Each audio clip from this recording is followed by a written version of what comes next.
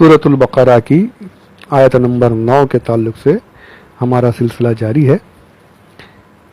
अल्लाह अज़्ज़वजल आगे इरशाद फरमाता है, वमा यशऊरून, कि ये चाहते हैं कि हम अल्लाह को, मोमिनीन को धोखा दें और खुश हैं इस बात पे, क्योंकि समझते हैं हम धोखा दे दिया, हम धोखा दे दिया, हम कामयाब हो गए, ये समझ रहे हैं।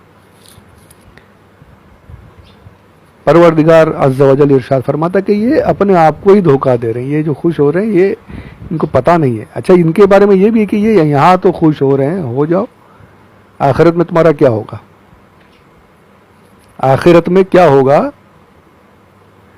हदीस पाक में है कि कुछ लोगों को जहन्नम से निकाला जाएगा,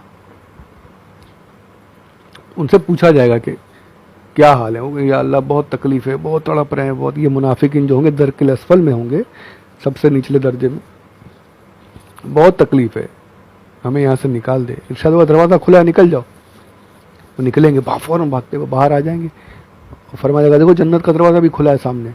भागेंगे तेज़ी से जन्नत की तरफ, दौड़ते हुए, खुल गए, बच गए, भागो, जन्नत के पास पहुँचे। हदीस पाक है, करीब पहुँचेंगे तो जन्नत की खुशबू आएगी, जन्नत के महल वगैरह दिखेंगे, सोचेंगे घुस जाओ, जल्दी भागते हुए दरवाजे में घुस जाओ। इतने में दरवाज़ा बंद कर दिया, फरमाया जाएगा निकलो, निकलो, घुस यहाँ से, जन्नत क्या है, चलो जहन्नम में वापस चलो, तुम इस लायक ही नहीं, तुम्हारे जो तुम फरेबकारियां करते थे,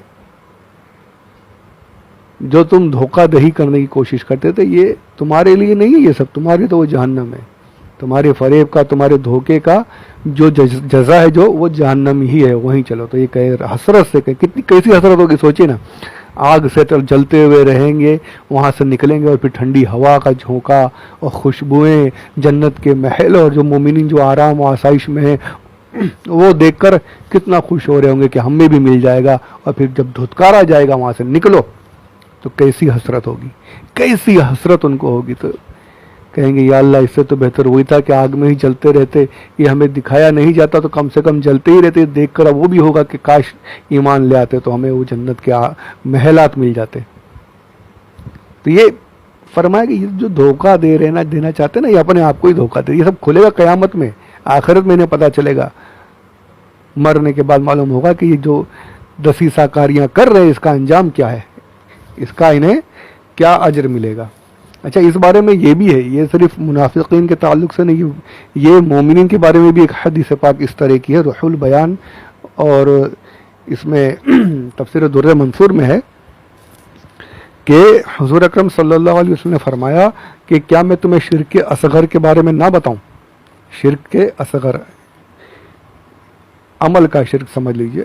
साहबा ने पूछा या रसूल अल्लाह शिर्क असगर क्या है। हुजूर ने फरमाया रियाकारी शिर्क असगर है। रिया करना ये शिर्क असगर है, यानी दिखावे के लिए अमल करना, अल्लाह के अलावा किसी और के दिखावे के लिए नेक अमल करना, ये शिर्क असगर है। हुजूर ने फरमाया कि ऐसे लोगों को जन्नत की तरफ बुलाया जाएगा, ये आएंगे और फिर ये मोमिनीन में भी सही होंगे, ये रियाकार, और फिर उन्हें भी कि तुम निकलो यहाँ से, और फिर पूरी तफसील कि तुम तन्हाई में कुछ और करते थे, लोगों के सामने कुछ और करते थे, लोगों से डरते थे, मुझसे नहीं डरते थे, अमल लोगों के लिए करते थे, मेरे लिए नहीं करते थे। अब जिनके लिए अमल करते थे जाओ उनसे ही सवाब ले लो। रियाकार जो दिखावे के लिए करते हैं ना, दुनिया के दिखावे के लिए, थोड़ा सा कुछ कर लिया तो लोगों के सामने नाम जाहिर करने की ख्वाहिश हो जाती है। अब तो नया चला है, बोर्ड बराबर वो बोर्ड बनाए जाते हैं, फ़ोटो लगाया जाता है, नाम लिखाया जाता है कि इनके ज़रिए से, और फिर यहाँ से वहाँ तक व्हाट्सएप पर भी चलाया जाता है, सोशल मीडिया में कि हमने इतना किया, यूट्यूब पर वीडियोस डाले जाते हैं। करने को तो थोड़ा सा करते हैं, पर तमन्ना ये होती है कि दुनिया में हमारी खूब वाहवाही हो जाए, खूब लोग समझें कि फ़लाँ सेठ कितना काम करते हैं। अब इस पर तो मैं बहुत कुछ बोल सकता हूँ, यानी माज़अल्लाह मैं अपनी बात नहीं कर रही, बहुत कुछ ऐसी बातें जो अल्लाह ने अता की बोल सकता हूँ, पर अभी वहाँ बोलने जाऊँगा तो काफ़ी तवील हो जाएगा मामला। पर बस कहना ये है कि रियाकारी से भी जितना हो सके इखलास, सिर्फ और सिर्फ इखलास, और ये समझ करके अब यहाँ पर तो खूब अपनी वाहवाही कर लोगे, आखिरत में ये अंजाम होगा। आखिरत में अल्लाह ना करे दिखावे का रियाकारी की ऐसी सज़ा मिल गई तो फिर हमारा क्या बनेगा। ये नहीं करना है। जो कुछ करना है अल्लाह के लिए करना है, अल्लाह अज़्ज़ व जल के लिए करना है, उससे मांगना है। जो भी मांगना है वहीं से मांगना है। सवाब जितना और कोई सवाब दे नहीं सकता, सवाब तो वहीं से मिलने वाला है। किसकी ताकत है जो सवाब दे दे। तो अल्लाह अज़्ज़ व जल हमें रियाकारी से बचाए रखे, इखलास की तौफीक अता फरमाए, इखलास के साथ अमल करने की तौफीक अता फरमाए। आमीन बिजाहिन नबील अमीन सल्लल्लाहु अलैहि वसल्लम। तो आगे चलते हैं शऊर के ताल्लुक से। शऊर यहाँ पर देखिए फरमाया वमा यशऊरून, वमा यालमून नहीं फरमाया, यशअरून उन्हें शऊर नहीं, यालमून का मतलब ये होता है कि उन्हें इल्म नहीं फरमाया, शऊर फरमाया। मैंने कई बार कहा कि कुरान पाक में जो लफ्ज़ आया है वो परफेक्ट है, उससे अच्छा लफ्ज़ आ ही नहीं सकता। अब यहाँ पर इसकी तफसील देखिए। इल्म कहते हैं जो अक्ल से सोचकर हासिल हो। किसी चीज़ के बारे में आपने सोचा, मालूमात सोचते रहिए, ये क्या है, ये कैसे है, कैसे बनी, कैसे इसकी तख्लीक हुई, क्या हुआ, ये अक्ल से सोचकर जो चीज़ हासिल हो उसे कहते हैं इल्म। अक्ल से सोचकर, अक्ल से जो सोचकर आदमी करे वो इल्म हासिल, जो चीज़ हासिल करे उसे कहते हैं इल्म। यानी इल्म आदमी अक्ल से हासिल कर सकता है। और शऊर के बारे में फरमाया गया कि शऊर जो है वो हिस्स से, सेंसेस से हासिल होता है। 5 हिस्स जो है हवा से खमसा, उनसे हासिल होता है। फिर 5 सेंसेस से है जो है, उन्हें उससे जो चीज़ हासिल हो उसे शऊर कहते हैं। मैंने बताया था किसी ऑडियो में, सूंघना, छूना, चखना, देखना, सुनना, ये 5 हिस्स हैं। इसकी मिसाल भी दी थी मैंने। तो हवा से खमसा से जो चीज़ हासिल हो उसे कहते हैं शऊर। अक्ल से जो सोच कर जो चीज़ हासिल हो उसे कहते हैं इल्म। अब देखिए यहाँ पर इल्म नहीं फरमाया, शऊर फरमाया। वो क्यों फरमाया गया वो देखिए। आपने देखा होगा जो जानवर हैं हमारे बीच में, बिल्ली हो, कुत्ता हो, कौवा तो ख़ास तौर पे, आप अगर कौवे को मारने के लिए पत्थर भी उठाएंगे ना, आपके मारने से पहले भागेगा। वो पत्थर फेंकने से पहले उड़ जाएगा। उसे अक्ल नहीं है, जानवरों को अक्ल नहीं है। हदीस पाक में है, सरकार ने फरमाया जितना तुम्हें मौत के बारे में इल्म है, अगर उतना इल्म जानवरों को हो जाए तो तुम्हें कोई तंदुरुस्त जानवर ना मिले।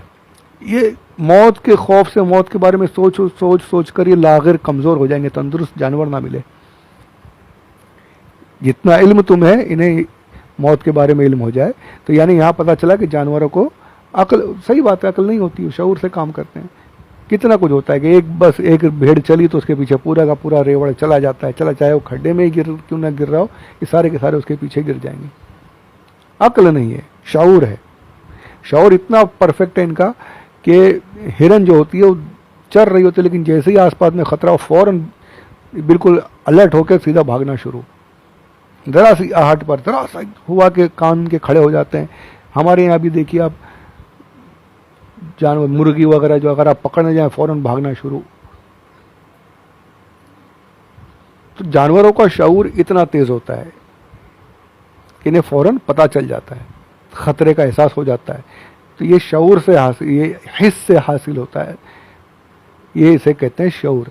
तो यहाँ पर इनके बारे में फरमाया हुमा यशऊरून, इन्हें शऊर ही नहीं है कि ये अपने आप को धोखा दे रहे हैं, शऊर ही नहीं। यानी यहाँ ये बताया गया, यहाँ ये बताया गया कि जानवर जो होते हैं वो अपने हिस्स से, अपने हवा से, खमसा से फौरन ख़तरे को भांप लेते हैं, इल्म उसका इदराक कर लेते हैं, ख़तरे को जान लेते हैं, उन्हें शऊर हो जाता है फौरन और वो अपने आप को बचा लेते हैं। जानवर तो शऊर रखते हैं, ये मुनाफिक इन जानवरों से भी बदतर है, जानवरों से भी गिरे हुए, बल हुम अदल फरमाया इनके बारे में कि उनसे भी ज़्यादा गिरे हुए हैं ये मुनाफिकीन, कि जानवर तो शऊर रखता है, इन्हें अपने नुकसान का शऊर भी नहीं है। सुभान अल्लाह, कितना प्यारा एक लफ्ज़ में कितनी बातें छुपी हुई हैं। अल्हम्दुलिल्लाह कि जानवर तो शऊर रखता है, ये इतने गिरे हुए जानवरों से भी बदतर है कि इन्हें अपने ही नुकसान का शऊर नहीं, पता ही नहीं चल रहा कि ये हम जो धोखा देने की बातें कर रहे हैं ये हम अपने आप को धोखा दे रहे हैं। हम नुकसान जो कर रहे हैं ये अपना खुद का नुकसान कर रहे हैं, शऊर ही नहीं। यहाँ बड़े खुश हैं कि हम बड़े हमें माल गनीमत भी मिल रहा है, मुसलमानों के बीच भी रह रहे हैं, बच भी रहे हैं, हमारे साथ जंगें भी नहीं हो रही है, हमारे दिल में तो कुफ्र छुपा हुआ है, लेकिन हम इनको धोखा दें बड़े खुश हो रहे हैं। पर फरमाया अल्लाह अज़्ज़ व जल ने कि ये धोखा अपने आप को दे रहे हैं, इन्हें शऊर ही नहीं है। सुबहान अल्लाह। एक एक लफ्ज़ कुरान पाक का सोचते रहिए और उसमें से फिर अल्लाह अज़्ज़ व जल की अज़मतों को की यानी तस्लीम करते चले जाइए कि एक एक लफ्ज़ जैसा है उससे बेहतर लफ्ज़ आ ही नहीं सकता। सुबहान अल्लाह, सुबहान अल्लाह। तो ये आयत पाक जो है इसकी तफसीर यहाँ पर मुकम्मल हुई है। अब एक आखिरी बात जो है वो ये कि मैं जब से ये शुरू हुआ है सिलसिला और जब तक होता रहेगा इंशाल्लाह, जितना होता रहेगा, अल्लाह जहाँ तक उम्र को और तंदुरुस्ती वगैरह रहे, जब तक अल्लाह चाहेगा इंशाल्लाह बोलता रहूँगा। सुनने वाले सुन रहे हैं, 2-4 लोग, फिर थोड़ा कुछ बढ़ भी जाता है, वो अल्लाह की मर्ज़ी है। अल्हम्दुलिल्लाह, अल्लाह जिनको सुनाना चाहेगा सुन लेंगे, जो सीखना चाहेंगे सीख लेंगे। इंशाल्लाह अपना काम जारी रहेगा।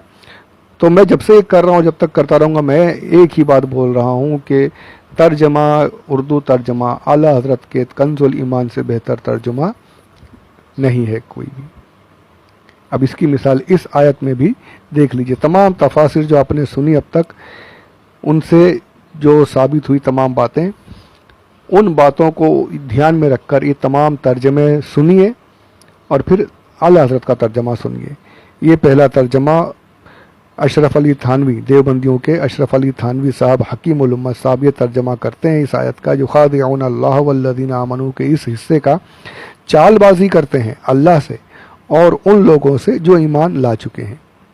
क्या कर रहे हैं तर्जमा? चालबाजी करते हैं। ठीक है, अब आगे चलिए। दूसरे साहब हैं शाह रफ़ीउद्दीन साहब। इनका तर्जमा इसके बारे में उलमा फरमाते हैं कि ये अहले सुन्नत है और यानी वली अल्लाह ख़ानदान से थे, लेकिन इनके तर्जमे में देवबंदियों ने काफ़ी यानी अपनी हरकतें दिखाई हैं। ये तर्जमा भी मोतबर नहीं है। तो ये तर्जमा करते हैं, फ़रेब देते हैं अल्लाह को और उन लोगों को कि ईमान लाए। वहाँ क्या अशरफ अली थानवी साहब करते हैं? देवबंदियों के चालबाजी करते हैं, ये कहते हैं फ़रेब देते हैं। अब तीसरा तर्जमा अब्दुल कादिर साहब जो हैं देवबंदियों के, वो तर्जमा करते हैं दगाबाजी करते हैं अल्लाह से और ईमान वालों से। ठीक है, ये भी कहते हैं दगाबाजी करते हैं। मौदूदी साहब जमात इस्लामी की तफ़हीमुल कुरान वाले, ये भी देखिए क्या कहते हैं, वो अल्लाह और ईमान लाने वालों के साथ धोखेबाजी कर रहे हैं। देख, वो सब ने किया, करते हैं, फ़रेब देते हैं, ये कह रहे हैं धोखाबाजी कर रहे हैं। इन सब के तर्जुमे में देखिए फरमाया, एक ही बात समझ में आ रही है कि ये अल्लाह और मोमिनीन से धोखा करते हैं, कर रहे हैं। और आला हज़रत क्या फरमाते हैं? फ़रेब दिया चाहते हैं, फ़रेब दिया चाहते हैं। अब इसको मैंने पहले कहीं अर्थ किया था कि आला हज़रत ने बैठ करके तफासिर को देख देख कर बैठ तर्जमा नहीं लिखा, तर्जमा नहीं किया। ये आला हज़रत अपने दूसरे कामों में मशगूल रहते, कुछ वक्त निकलता, हुज़ूर सदरुल शरिया जिन्होंने बाहर शरीयत लिखी है वो आकर आयत पढ़ते और आला हज़रत वहीं फिल बदी फ़ौरन उस तर्जमा फरमाते। आप तर्जमा लिखते और जाकर तमाम तफासिर से चेक करते तो बिल्कुल परफेक्ट तर्जमा निकलता। तो तमाम तफासिर का जो निचोड़ है, जो तमाम तफासिर को जो मिला करके जो नतीजा निकलना चाहिए, जो बात कुरान पाक के मज़मून का जो असल है, आला हज़रत के तर्जमे में वही बात मिलती है फ़ौरन जगह पर। आपने ये इसको बार बार में इसीलिए कहा जाता है कि ये तर्जमा जो है ये करामत है। देखिए सब कह रहे हैं कि अल्लाह को फ़रेब देना, फ़रेब करते हैं, अल्लाह के साथ चालबाजी करते हैं, अल्लाह के साथ दगाबाजी करते हैं। अल्लाह हज़रत कहते हैं दगाबाजी करते हैं नहीं, चालबाजी करते हैं नहीं, धोखा देते हैं नहीं, बल्कि फरमाया धोखा देना चाहते हैं, फ़रेब देना चाहते हैं, चालबाजी करना चाहते हैं, फरमाया फरेब दिया चाहते हैं अल्लाह और ईमान वालों को। कितना प्यारा कि ये अपने दिल में सोच रहे हैं कि हम अल्लाह को धोखा दे लेंगे, मोमिनीन को धोखा दे लेंगे, रसूलुल्लाह को धोखा दे लेंगे। अरे अल्लाह को तो तुम धोखा दे ही नहीं सकते। और अल्लाह अज़्ज़ व जल जब अपने हबीब पर वहियों के ज़रिए से अपने इल्म को ज़ाहिर फरमाएगा, वही के ज़रिए से अल्लाह अज़्ज़ व जल तुम्हारी हकीकत को रसूल पर ज़ाहिर फरमा देता है। तुम रसूल को भी धोखा नहीं दे सकते। और जब रसूलुल्लाह सल्लल्लाहु अलैहि वसल्लम सहाबा के सामने तुम्हारा हाल बयान करेंगे तो तुम सहाबा को भी धोखा नहीं दे सकते। तुम दिल में सोचते हो, फरेब दिया चाहते हैं, तुम दे नहीं सकते। कितना प्यारा तर्जुमा, जो तमाम तफासिर का निचोड़ है वो एक लफ्ज़ चाहते हैं के ज़रिए से तमाम यानी बता दिया कि ये अपने दिल में सोचते हैं कि हम अल्लाह को धोखा दे लेंगे। दे नहीं रहे हैं, चालबाजी कर नहीं रहे हैं, कर ही नहीं सकते। फरमाया फरेब दिया चाहते हैं, चालबाजी करना चाहते हैं, धोखा देना चाहते हैं, दे नहीं सकते। सुभान अल्लाह। कुर्बान जाइए मेरे आला हज़रत पर, कुर्बान जाइए उनके इल्म पर। और अल्लाह अज़्ज़ व जल से यही दुआ करते रही कि परवरदिगार हमें हमेशा मसलक के आला हज़रत पर, मसलक के अहले सुन्नत पर कायम और दायम रखे, मोहब्बत करने वालों के साथ रखे, और मोहब्बत करते हुए ही मोहब्बत के साथ, ईमान के साथ, अज़मत के साथ तमाम सहाबा की, अम्बिया की, औलिया की, और ख़ास करके रसूलुल्लाह सल्लल्लाहु अलैहि वसल्लम की ताज़ीम करते हुए ईमान के साथ हम सबको मौत नसीब फरमाए। आमीन बिजाहिन नबील अमीन सल्लल्लाहु अलैहि वसल्लम। तो अल्हम्दुलिल्लाह इस जगह पर सूरह बकरा की आयत नंबर 9 की तफसीर मुकम्मल हुई। अल्हम्दुलिल्लाह, अल्लाह का एहसान।